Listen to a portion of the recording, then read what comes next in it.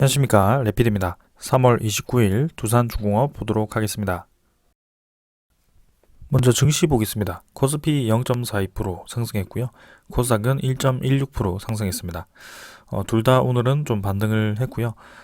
코스피 같은 경우는 외국인 투자자 2,800억 매도했고 기관은 3,200억 매수를 했습니다. 그리고 코스닥 같은 경우는 외국인 기관 투자자 둘 다 매수를 했고요. 그래서 뭐 바로 특별한 얘기 없이 바로 차트를 보겠습니다. 그래서 여기서 하락 추세를 이기고부터는 크게 주가가 지금 떨어지지 않고 잘 지지를 하고 있는 그런 모습이고요. 21선이 이제 위로 좀 들기 시작했습니다. 그래서 단기적인 추세 전환이 좀 이루어지고 있는 그런 상황인 것 같고, 여기서 이제 코스피가 더 치고 나가주는지 61선을 벗어나는지 그건 좀 더 지켜봐야 될 것 같습니다. 주봉상으로는 이제 지지라인 형성을 하고 조금 이제 위로 주가가 형성이 반등이 되는 듯한 그런 모습이 좀 나오고 있기 때문에 전체적인 큰 추세에서는 반등이 좀 나오고 있다. 하지만 뭐 아직까지도 그런 불확실성이 지속되고 있기 때문에 한 방향으로는 말씀을 드리기는 어려울 것 같습니다. 그래서 뭐 러시아가 지금 뭐 우크라이나 쪽에서 이제 좀 퇴각을 하고 있다라는 그런 뉴스도 들리고 있고요. 좀 협의가 이제 진행되는 것인지, 그 동부 쪽을 이제 계속 러시아 쪽에서는 요구를 좀 하고 있고, 우크라이나 쪽은 동부도 지금 독립을 시킬 수도 있다. 그런 또 뉴스를 또 봤습니다. 그래서 조금 내어주고, 그렇게 뭐 중립국으로 유지를 하는 뭐 그런 방향으로 좀 간다면 그런 불확실성 해소에 의해서 전체 시장이 좀 반등을 할 수도 있을 것 같습니다. 자, 그래서 일단 월봉 거래량이 점점 감소를 좀 하다가 이번 달에는 좀 증가를 했기 때문에 다시 한번 수급이 살아나는지 그런 점을 좀 지켜보면 될 것 같고요. 일단 물가 상승률에 대한 금리 인상은 계속 될 거기 때문에 거기에 대해서도 다음 FOMC에 대해서 좀 기다려 봐야 될 것 같습니다. 투자자는 이제 기관 투자자가 오늘 매수를 좀 했고요. 외국인 투자자는 또 매도를 했습니다. 그래서 특별한 이벤트를 제외하고는 계속해서 외국인 투자자는 코스피에서 좀 빠져나가는 움직임이 보이고 있고, 기관 투자자 같은 경우도 뭐 매수 매도를 반복을 하고 있지만 뭐 크게 매수를 계속 이어가고 있지는 않습니다. 그래서 아직까지도 수급 자체가 뭔가 코스피가 괜찮게 흘러간다라고 보기에는 어려워 보이고요. 코스닥 같은 경우는 확실히 이제 강한 모습을 보이고 있습니다. 차트가 계속 위로 좀 뻗어나가고 있고요. 일단 단기적인 그런 저항선도 한번 뚫어줬기 때문에 차트 자체가 이제 정배치되고 있습니다.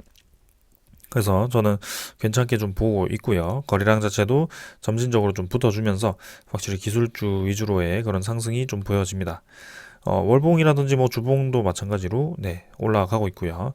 그래서 확실히 코스피보다는 강한 모습을 보이고 있습니다. 수급을 본다면 외국인 투자자가 오늘도 많이 매수했죠. 평소보다도 많이 매수를 했고요.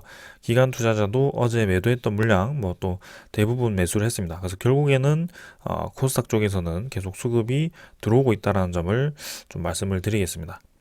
그래서 기술주 위주로 좀 매수세가 좀 붙어버리는 모습이고요. 코스피 같은 경우는 대형주 위주로의 큰 상승 없이 좀 외국인 투자자 위주로 좀 매도 물량이 나오면서 좀 빠지고 있는, 좀 횡보를 하고 있는 그런 모습인 것 같습니다.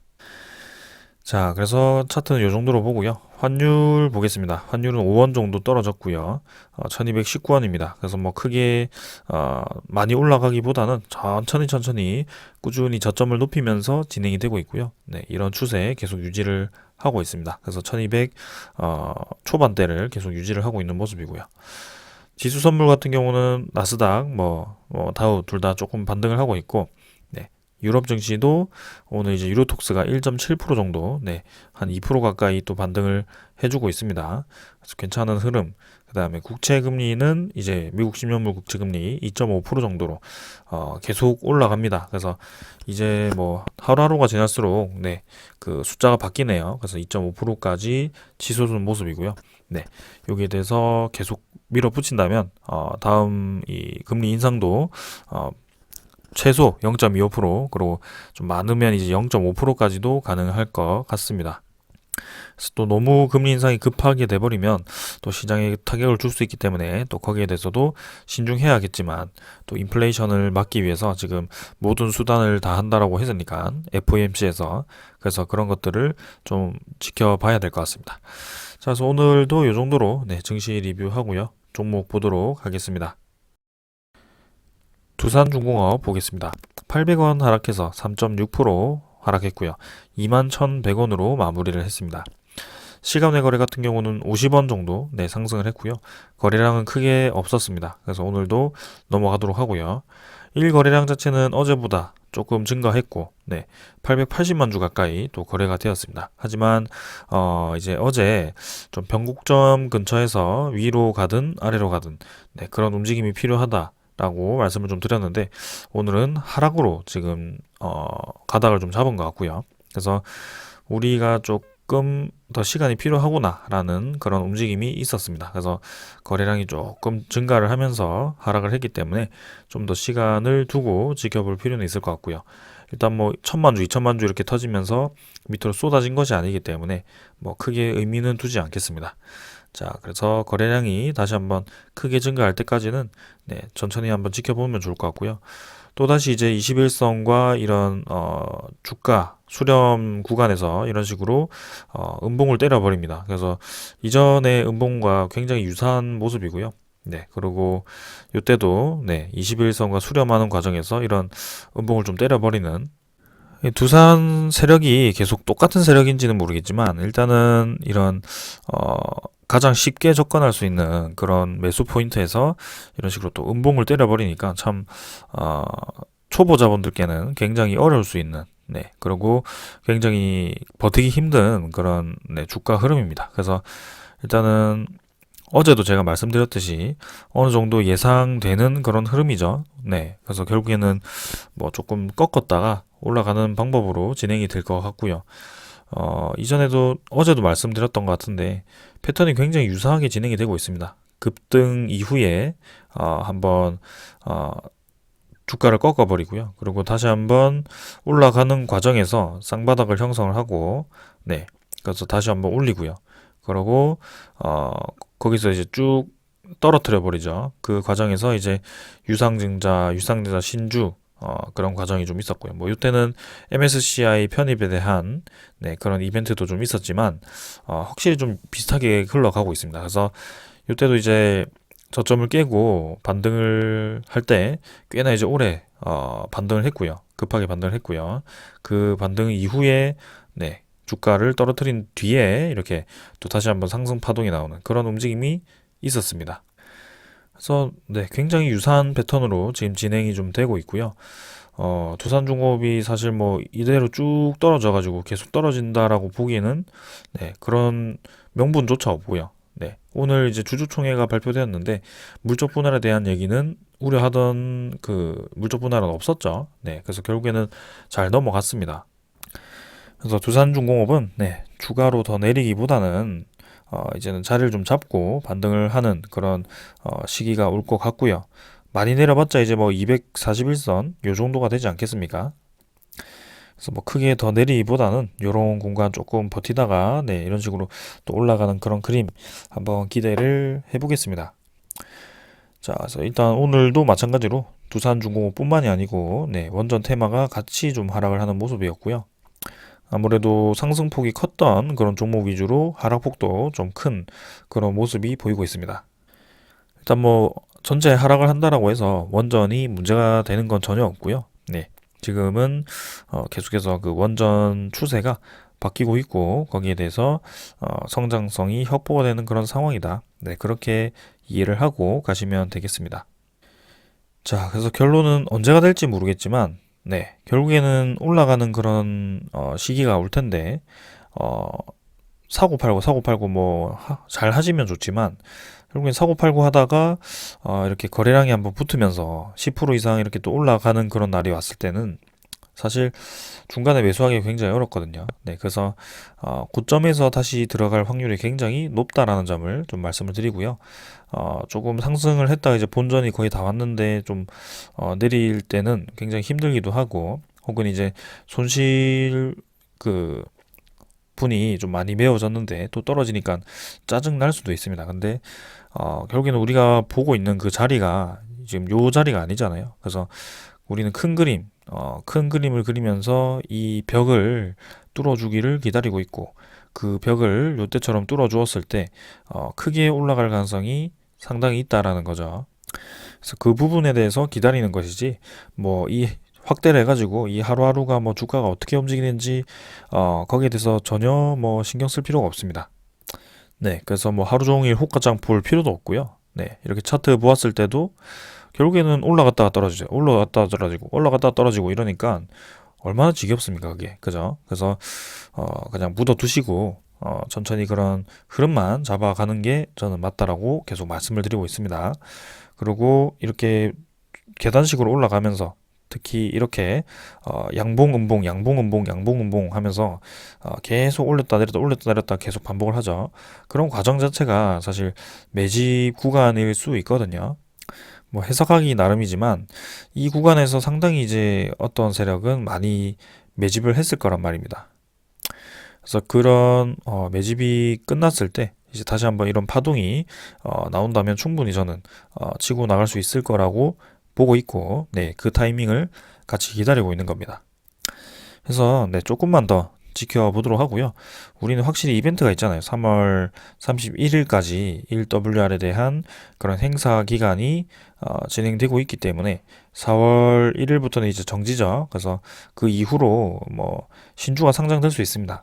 일단 정확히 정리를 좀 드리면 3월 1일부터 3월 15일 정도까지의 그 신주 행사 물량, 네, 1WR에 대한 신주 행사 물량은 아마 3월 31일 정도, 네, 요 정도에 이제 공시가 뜰 거고요. 한 7일 뒤에 상장이 된다. 뭐 4월 6일에 상장이 될 예정이다. 1WR, 2WR 합쳐서 몇 주가 상장된다. 네, 그렇게 공시가 될 것 같습니다. 그리고 3월 16일부터 뭐 3월 31일까지 이렇게 행사된 물량은 네, 또 일주일 뒤가 아니고 4월 한 15일 정도에 공시가 되겠죠. 그래서 일주일 뒤인 뭐 한 4월 21일 정도에 몇 주가 상장될 거다. 그래서 실제로 상장되는 물량은 요때 좀 많을 것 같고요. 4월 달에. 그래서 3월 달까지 워런트 거래가 있지만 신주 상장은 4월 달까지도 갈 수 있다라는 점 강조를 좀 드리고요. 그리고 이미 이제 공매도 잔고가 계속 늘어나고 있는 상황에서 네, 이런 신주와 교환을 위한 그런 작업은 계속 진행이 되고 있다라는 점을 말씀드립니다. 그래서 꼭 공매도를 통해서 공매도를 쳐서 뭐 신주를 교환하는 그 방법만 있는 것이 아니죠. 그래서 결국에는 뭐 1번은 뭐 공매도가 있을 수도 있지만 2번 같은 경우는 네, 본주를 그냥 매도를 하고 그 본주 매도 차익 실현을 한 그 금액을 가지고 다시 한번 신주 행사 금액으로 사용을 해서 또 저가 매수를 하는 네, 그런 방법도 충분히 있거든요. 그래서 무조건 뭐 공매도가 그렇게 사용된다, 모든 공매도가 그렇게 사용된다 보기는 어렵지만 그래도 우리가 합리적으로 의심을 할 수 있었던 것은 유상증자 상장, 그리고 작년 7월에 합병신주 상장 때도 마찬가지로 네, 공매도 상환과 대차 상환이 대량으로 이루어지면서 신주 상장된 경험이 있었기 때문에 이번에도 유상증자 그 보았을 때 1,000만 주 정도 공매도 상환이 되면서 교환이 되었죠. 그래서 그런 점을 비롯했을 때 이번에도 합리적으로 1WR 신주 상장에 충분히 공매도가 이용이 될 수 있다. 네, 그렇게 좀 생각을 할 수 있었던 것이죠. 그래서 그 정도로만 좀 이해를 하시고 아직도 그 이벤트가 남아 있기 때문에 뭐 주가가 막 급등을 바로 해야 된다. 네, 그렇기도 좀 어렵고요. 그런 모든 이해관계가 끝났을 때 이제 좀 그런 이해관계로부터 자유로워졌을 때 확실히 좀 힘을 받는 방향으로 기대를 해볼 수 있을 것 같습니다.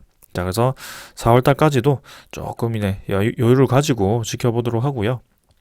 일단 우리가 최악의 그 주가 15,000원까지도 보고 왔기 때문에 지금은 충분히 네, 반등을 많이 했고요. 15,000원 대비해서 지금 뭐 사실 한 20%, 30% 가까이 지금 상승을 30% 이상 상승을 했네요. 그래서 뭐 저점 대비 그렇게 상승을 했기 때문에 네, 충분히 더 기다려도 된다. 네, 그렇게 보시면 되겠습니다. 자, 그리고 두산중공업만 지금 내리는 것이 아니고 네, 테마 전체가 똑같이 지금 움직이고 있기 때문에 네, 일진파워 같은 경우도 뭐 이런 식으로 올라간 자리를 좀 유지를 하면서 좀 숨고르기를 하는 모습이고요. 뭐 이렇게 계속 올라가긴 합니다만 월봉이 네, 그래도 두산중공업도 같이 좀 올라갈 수 있을 거라고 보고 있고요. 한전기술도 마찬가지입니다. 이렇게 올라갈 거라고 보고 있고, 네, 일봉상으로는 좀 이제 횡보를 좀 오래 하고 있지만 확실히 자리를 텄거든요. 네, 그래서 음운구름을 이제 빠져나왔고 주가 자체가 지금 상승할 수 있는 그런 자리를 만들었기 때문에 이렇게 횡보를 하는 것처럼 보이지만 결국에는 한번 탄력을 받아서 힘을 주면은 충분히 치고 나갈 수 있는 그런 자리가 만들어졌다라는 겁니다. 그래서 기다리면 저는 될 것 같습니다. 네. 전부 차트가 지금 비슷하게 원전 테마 종목들이 형성이 되어 있기 때문에 저는 다 같이 움직일 거라고 보고 있고요. 네. 말씀드리지만 장 초반에 뭐 9시 반까지 거래량이 뭐 크게 없다. 네. 천만 주 이상 거래량이 뭐 30분 만에 한 천만 주 이상 터져주면 그날이 진짜 의미 있게 움직이는 날이고요. 그렇지 않은 날에는 사실 뭐 크게 중요한 날은 아닙니다. 그래서 9시 반에 그냥 주식 그 어플 끄시고 그냥 편안하게 하루를 보내시면 될 것 같고요. 종가 정도만 확인을 하시고 그리고 장 이후에 그런 소식들 좀 찾아보시면 그냥 네, 그게 올바른 투자라고 저는 생각을 합니다. 여유롭게 투자를 하고요. 네, 그래서 그 정도로만 이해를 하시면 되고요. 자, 그 다음에 이제 기관 투자자 100만 주 정도 오늘 또 매도를 했습니다. 그리고 외국인 투자자 2만 3천 주. 그래서 오늘도 결국에는 금융투자 쪽에서 대부분의 기관 매도 물량이 또 나왔습니다. 그래서 언제까지 매도를 할 것인가 그게 이제 좀 포인트인 것 같고요. 아무래도 신주 상장에 대한 그런 물량을 계속해서 네, 미리미리 뱉던지 아니면 이미 유상증자를 통해서 상장된 그 물량을 계속 뱉는 건지 네, 확실히 좀 계속 지속적인 매도 물량이 좀 나오고 있습니다. 그래서 금융투자 쪽은 뭐 신주 상장이 되고부터 매도를 한 것도 아니고 그 전부터 계속 매도를 해왔기 때문에 그 전부터도 이제 12월 29일이라고 말씀드렸죠. 유상증자가 네, 그때 이제 발표가 되고 나서 그때부터 이제 매도가 본격적으로 쏟아지기 시작했고요. 네, 그래서 이번 워런트 신주 상장 물량까지 좀 소화를 끝내면 이제 더 이상 물량은 쏟아지지 않을 것 같은데 네, 그래도 지금 기세를 보았을 때는 조금 더 나올 가능성도 있겠습니다. 그래서 뭐 언제까지 나올지는 정확하게 알 수 없기 때문에 이런 흐름 정도다. 지금 두산중공업 주가 자체가 뭐 원전 테마와 같이 움직이지만 확실히 금융 투자 물량이 계속 나오긴 한다. 네, 그렇게 보시면 되겠습니다.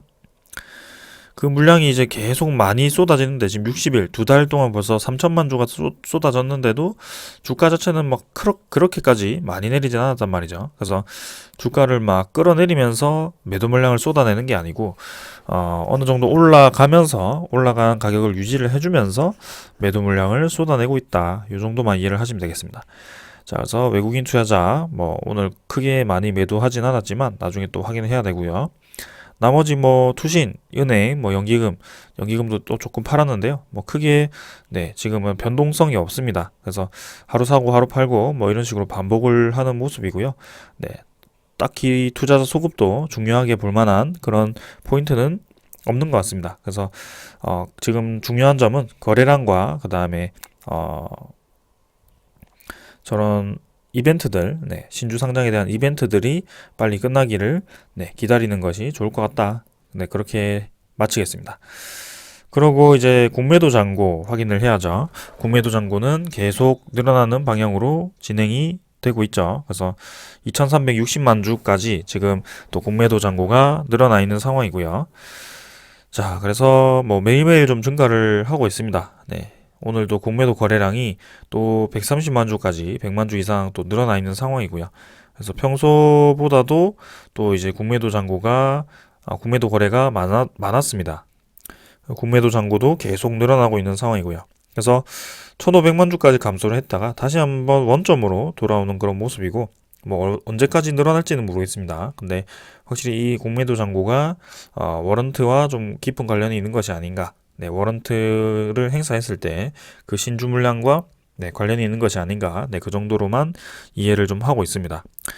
실제로 이제 공매도 잔고가 늘어나면서 뭐 금융투자라든지 외국인 투자자, 특히 이전 유상증자 때 좀 주로 매도를 하던 그 세력들이 똑같이 지금 매도를 하고 있는 상황이고요. 외국인 투자자도 이전에 뭐 좀 매수를 중간에 했지만 최근에 들어서 또 매도를 하면서 또 대차 잔고가 이 순환이 되면서 제가 또 새로운 공매도 세력이 들어왔다라고 말씀을 좀 드렸죠. 그래서 대차 잔고도 한번 피크를 또 찍었었습니다. 피크를 찍고 떨어지는 과정에서 네, 상환이 진행되는 과정에서 다시 한번 체결량이 또 이렇게 최근에 3월 22일부터 해가지고 네, 워런트 그 교환 마지막에 또 이렇게 체결량이 늘어나면서 대차 잔고가 다시 급증을 하고 있는 그런 모습인데요. 그렇다고 해서 상환량이 적은 것도 아닙니다. 그래서 기존 세력은 상환을 하고 새로운 또 체결량이 또 늘어난 뭐 그런 순환이 이루어지고 있는 것 같고요. 거기에 대해서 공매도 거래량도 네, 잠깐 줄어들었다가 다시 또 늘어나는 네, 그런 모습이 나오고 있습니다. 그래서 그 두 세력이 뭐 외국인 투자자, 금융 투자 뭐 이렇게 왔다 갔다 하는 게 아닌가 저는 그런 생각을 좀 하고 있고요. 결국에는 3월 4일 이후에도 뭐 주가가 크게 내리지 않았죠. 그렇게 많은 8천 몇백만 주가 이제 상장이 되었는데 주가가 오히려 그때보다 올랐습니다. 그 이유는 미리미리 네, 이렇게 매도 물량이 나왔고 그러고 그런 신주 상장 물량이 상당히 많은 량이 또 공매도 잔고와 교환이 되었기 때문입니다. 그래서 지금도 그런 과정이기 때문에 오히려 신주 상장이 그렇게 많이 되면 또 주가가 내리겠지라고 생각을 할 수도 있지만 오히려 지금 구간에서 네, 그런 신주 상장 물량이 미리 소화가 되고 있구나. 네, 이렇게 이해를 하시면 또 편할 것 같습니다. 그래서 그 정도로 보시면 될 것 같고요. 그다음에 추적 물량 외국인 29,000주에서 또 매도 물량이 더 있었습니다. 41만 주까지 지금 매도가 나왔고요. 엊그제 뭐 그다음에 3일 전에 계속해서 지금 연속으로 외국인 투자자가 최근에 매도를 좀 하고 있습니다. 그래서 외국인 보유율도 8%대로 지금 감소를 했고요. 확실히 최근 이 대차 잔고 증가와 공매도 거래 활발함은 또 이 외국인 투자자가 직접적인 연관이 있을 거라고 또 보여집니다. 이전에는 금융투자도 이전에 뭐 주로 이끌어 갔겠지만 최근에 또 금융투자도 많이 매도를 하지만 확실히 최근에 또 많이 매도하는 게 또 외국인이기도 하기 때문이죠. 그래서 그렇게 또 생각을 합니다. 자, 그러고 거래원을 또 보시면 제가 최근에 또 거래원을 계속 주목을 하고 있잖아요. 뭐 이렇게 사고 팔고 했을 때는 사실 뭐 알 수 없습니다. 네. 근데 확실히 최근에 이 매도 물량이 많은 증권사가 10일 동안 BNK증권, 이베스트 투자증권 이렇게 본주를 많이 매도하는 투자자가 지금 워런트 종목을 계속 매수를 하고 있는 것이 눈에 띈다라고 계속 말씀을 드렸죠. 오늘도 16만 주 매수했고요. 어제도 13만 주. 네, 그래서 최근에 계속 BNK증권과 이베스트 투자증권이 이 두산중업 워런트 매수 상위에 위치를 하고 있습니다. 그래서 뭐 매도 물량이 그렇다고 잡히지도 않고요. 그래서 확실히 본주와 이 워런트 행사가 네, 행사 신주를 좀 트레이딩을 하고 있구나, 교환을 하고 있구나, 네, 그런 생각이 좀 들고 있고요.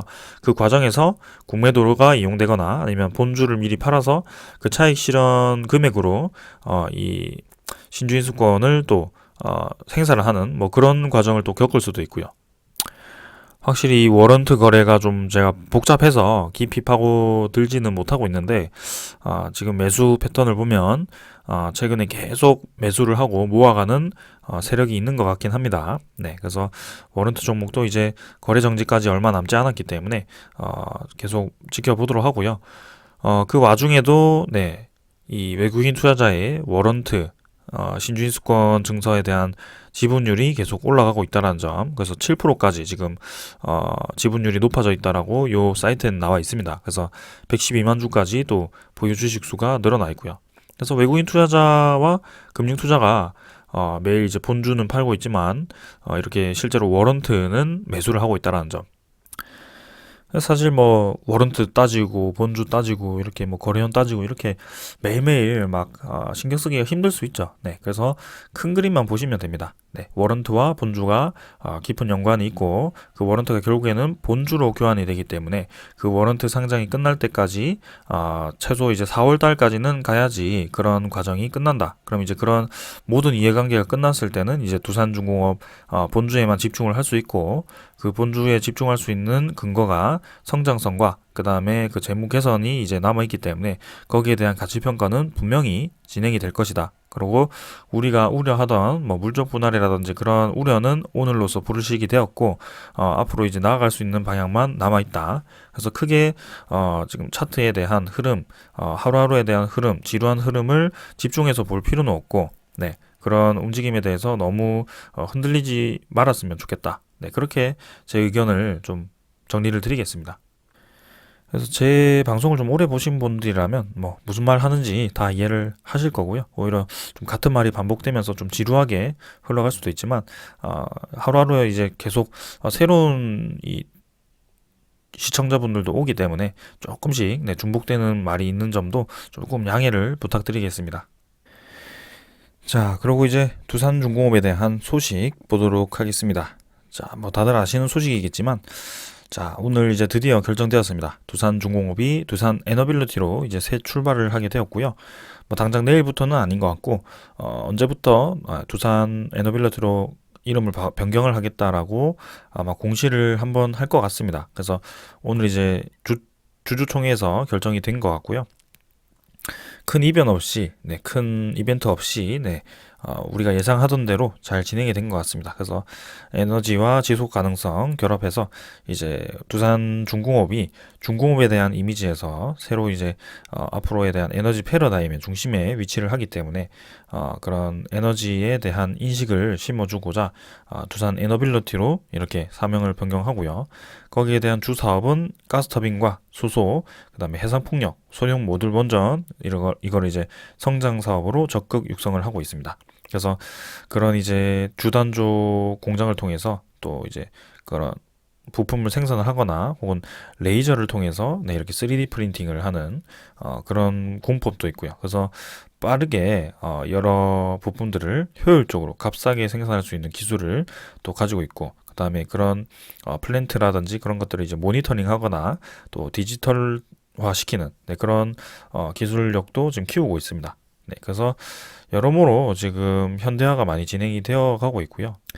진짜 망해가던 그런 기업 이미지에서 많이 네, 지금 바뀌었습니다. 그래서 두산중공업에 관심이 없던 분들이 이제 두산 에너빌리티라고 하면 또 관심을 가질 수도 있거든요. 그래서 우리는 네, 이제는 많이 왔습니다. 결국에는 사명도 변경을 하고요. 재무 개선도 많이 진행이 되었습니다.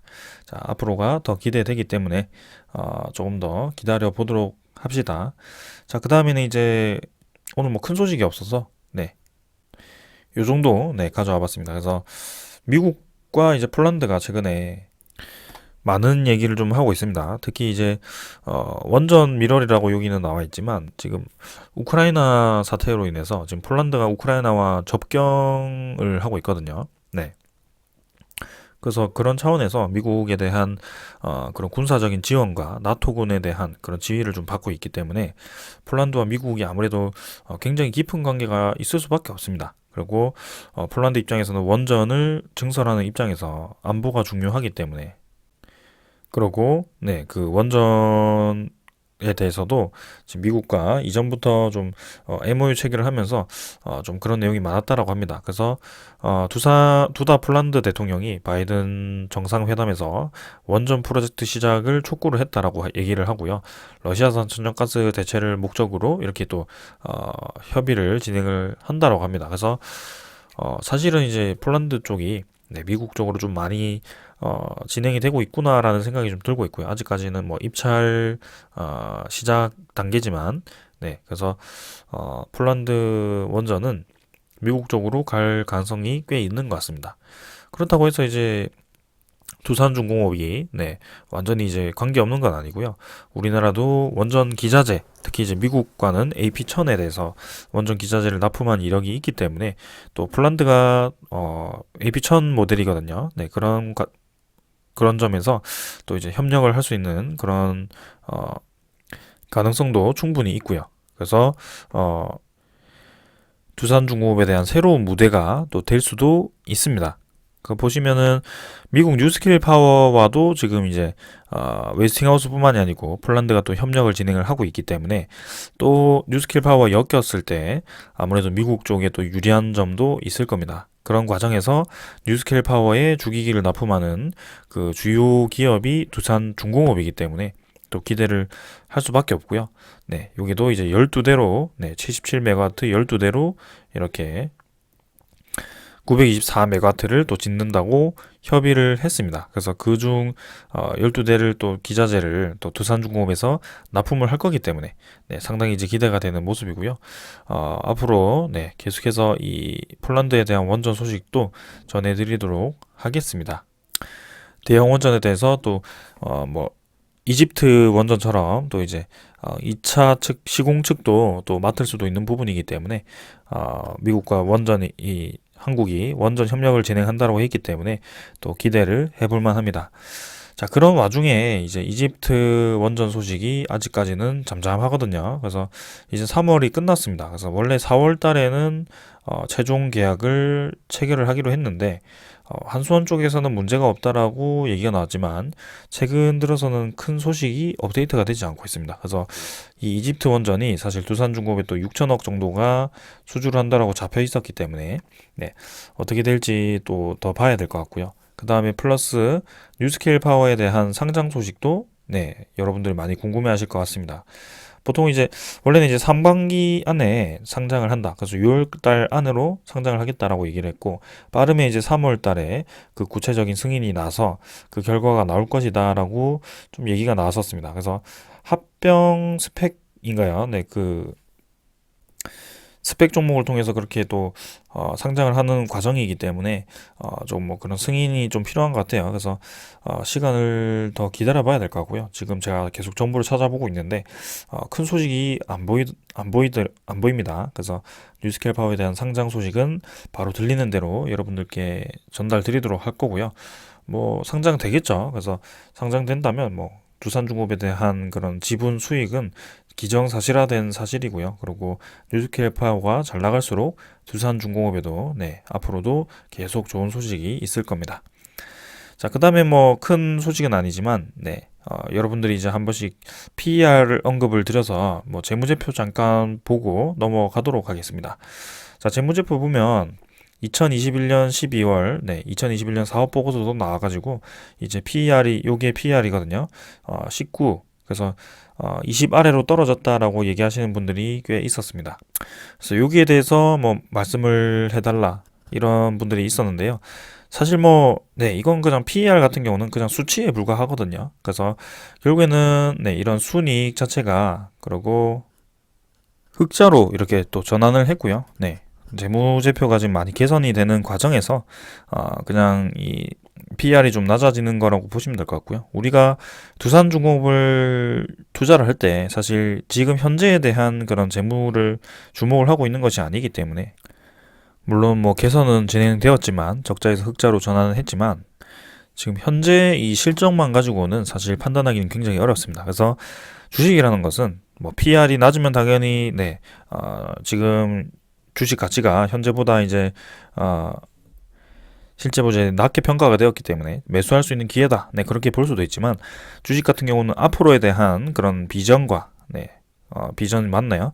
성장성이 중요하기 때문에 그런 성장 사업이 잘 유지가 되는지 그런 트렌드를 봐야 되기 때문에 사실 이런 숫자만 가지고 주식을 투자하기에는 조금 무리가 있습니다. 그래서 이렇게 숫자만 가지고 주식을 투자할 때는 저번에도 말씀드렸던 것 같은데 이렇게 성장폭이 크게 변하지 않고 꾸준히 이제 호실적이 유지되는 그런 종목들이 있습니다. 그래서 뭐 매년 1,000억씩 꾸준히 실적이 유지가 되는 뭐 그런 종목들 보면 이제 잠깐 뭐 800억 갔다가 뭐 600억 갔다가 다시 뭐 1,000억 갔다가 그렇게 왔다 갔다 하는 종목들이 있습니다. 그래서 크게 뭐 2,000억, 3,000억까지 올라가기는 힘들지만 2,000억 600억 요 정도에서 왔다 갔다 하는 종목들이 있거든요. 그런 종목들이 이제 PER 따져가지고 거기에 대해서 움직이는 주가를 잘 타시면 충분히 기준이 생기고 그런 것들의 흐름을 좀 잡을 수 있는데 이 두산중공업 같은 경우는 사실 완제품 그러니까 뭐 계속 똑같은 제품을 찍어내는 그런 기업도 아니고요. 그런 에너지 패러다임이 이제 사이클이 굉장히 길죠. 그래서 앞으로에 대한 성장성이 기대되는 기업이기 때문에 이 PR을 가지고만 주식을 투자하기에는 또 무리가 있습니다. 하지만 그래도 지금 PR이 좀 낮아진다라는 것은 상당히 이제 긍정적인 흐름이긴 하죠. 그래서 참고로만 이용을 하시고 여기에 대한 절대적인 주식에 대한 그런 가치는 따지지 말으셔야 됩니다. 자, 그래서 오늘도 이 정도로 정보를 좀 전달을 드렸고요. 주가가 조금 떨어지면서 뭐 좀 재미없는 흐름이 이어지고 있지만 결국에는 또 올라갈 거라고 생각을 하고 있고 거기에 대해서 시간을 좀 두고 천천히 계속 지켜보도록 하겠습니다. 자, 그래서 이번 주 어떻게 마무리하는지 한번 지켜보도록 하고요. 이제 신주 상장 행사 이번 주가 마지막입니다. 그래서 이번 주 끝내고 다음 주 들었을 때 또 어떤 움직임을 가질지 한번 기대를 하면서 기다려 보겠습니다. 자, 오늘 여기까지 하고 마무리하겠습니다. 감사합니다.